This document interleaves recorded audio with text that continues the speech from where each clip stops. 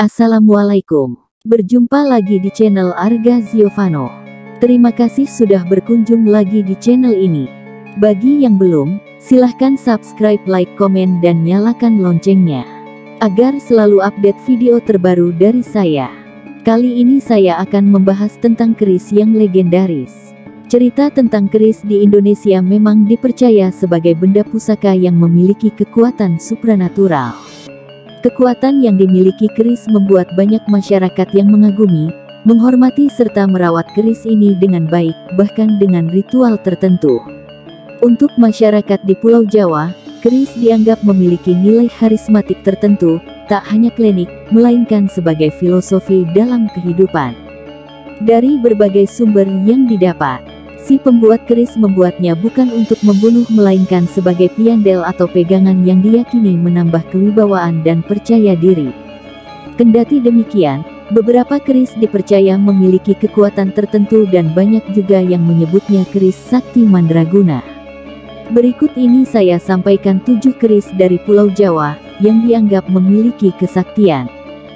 1. Keris Kiai Carubo. Keris Luk 17 merupakan milik Sunan Kalijaga yang dibuat sahabatnya Empu Supamandangri, dikenal sebagai salah satu pembuat keris ternama di zaman Kerajaan Majapahit.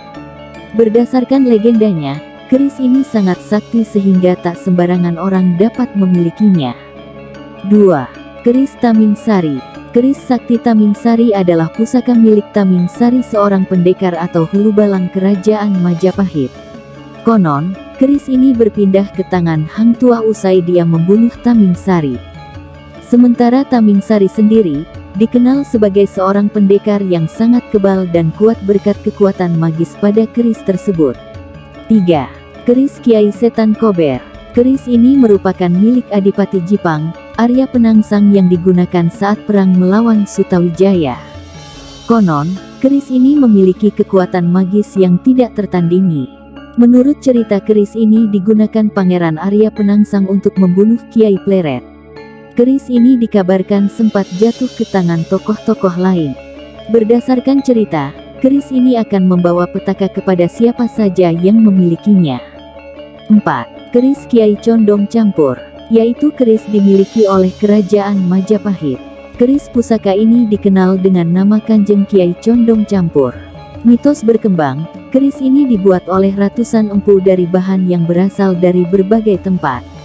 Selain sangat ampuh, keris ini konon memiliki watak jahat, yang mengakibatkan terjadinya peperangan antar keris sakti mandraguna.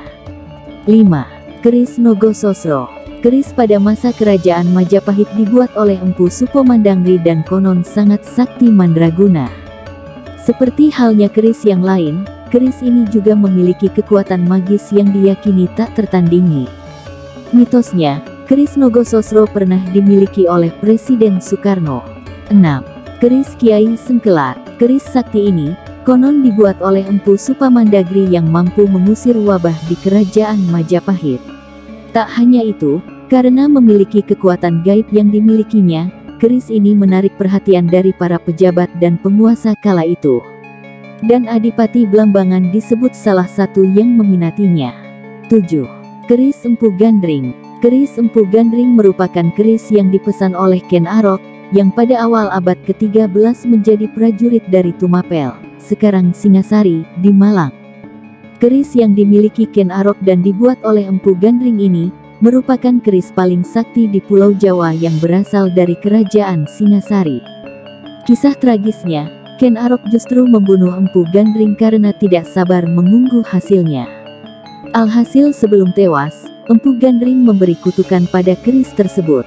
Akibatnya, kutukan itu menelan korban nyawa dari 7 turunan Ken Arok, yaitu sang pembuat keris atau Empu Gandring, Kebo Ijo, Tunggul Ametung, Anusapati, Ki Pengalasan, Tuh Jaya dan Ken Arok sendiri. Demikian tadi 7 keris sakti yang ada di Pulau Jawa. Semoga video ini bermanfaat dan bisa menambah wawasan saudara-saudaraku semua.